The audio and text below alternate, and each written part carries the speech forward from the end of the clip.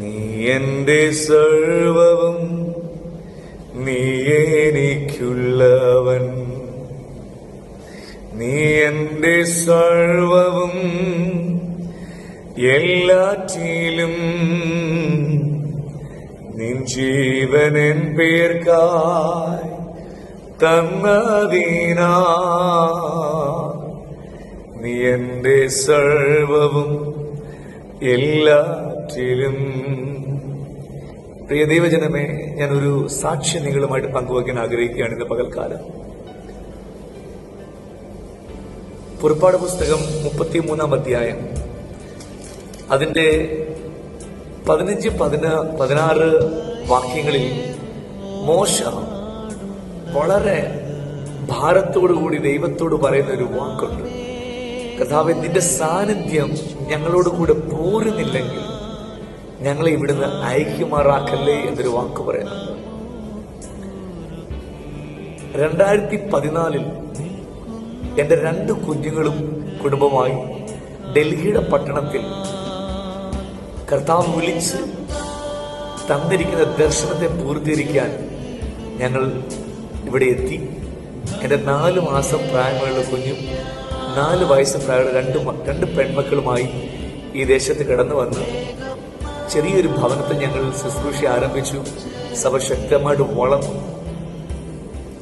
എന്നാൽ ഒരു സുപ്രഭാതത്തിൽ 2018 എന്റെ ഇളയ മകൾക്ക് ചെറിയ പനി ബാധിച്ച് ഹോസ്പിറ്റലിൽ അഡ്മിറ്റ് ചെയ്തതിന്റെ പിറ്റേ ദിവസം രാവിലെ അവിടുത്തെ ഡോക്ടർമാർക്ക് എന്നെ അറിയാം. അവരെന്നെ വിളിച്ചിട്ട് വെളുപ്പിന് 5:30-ക്കും 6-നും മധ്യത്തിൽ സമയത്ത് എന്നെ വിളിച്ചിട്ടുണ്ട്. പറഞ്ഞു, പാസ്റ്റർ, ഷീസ് നോ മോർ. നിങ്ങളുടെ മകൾ മരിച്ചുപോയി. എന്റെ ഇളയ മകൾ 5 വയസ്സുള്ള സിയോനമോൾ അന്ന് ഈ ലോകം വിട്ടുപോയി.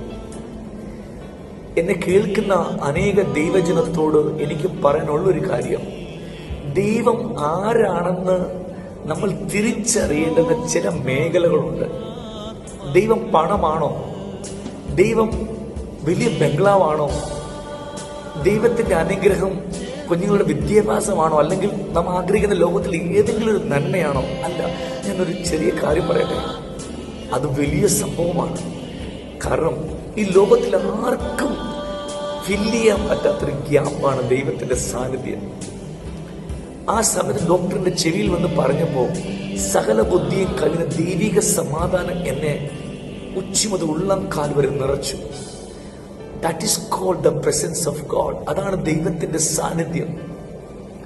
ഒരുപക്ഷെ നിങ്ങൾ ഭർത്താവിനെ കൊണ്ടോ ഭാര്യയെ കൊണ്ടോ മക്കളെ കൊണ്ടോ മറ്റെന്തെങ്കിലും ലോക സാഹചര്യങ്ങൾ കൊണ്ട് വിഷമിക്കുന്നവരും, അല്ലെങ്കിൽ അതിൽ നിങ്ങൾ ഒത്തിരി ആഗ്രഹിച്ചും ആശ്രയിച്ചും ഇതെന്റെ നല്ല ഹസ്ബൻഡാണ്, ഇതെന്റെ നല്ല ഭാര്യയാണ്, മക്കളാണ്, ഇവരെനിക്ക് വേണ്ടി ഒത്തിരി നമ്മൾ അവരെ കുറിച്ചൊക്കെ ഒത്തിരി താല്പര്യങ്ങൾ പറയുന്ന വ്യക്തിയായിരിക്കാം. പക്ഷേ ആരുടെയും വേർപാടോ അല്ലെങ്കിൽ ആരുടെയും പല പല വിഷയങ്ങൾ നമ്മുടെ ജീവിതത്തിൽ വരുമ്പോൾ അത് ലോകത്തിലെ മനുഷ്യരുടെ വാക്കുകൾ കൊണ്ടോ അല്ലെങ്കിൽ അവർ തരുന്ന ഏതെങ്കിലും ഒരു പണം കൊണ്ടോ ഒന്നും അതിനെ ഫിൽ ചെയ്യാൻ കഴിയത്തില്ല.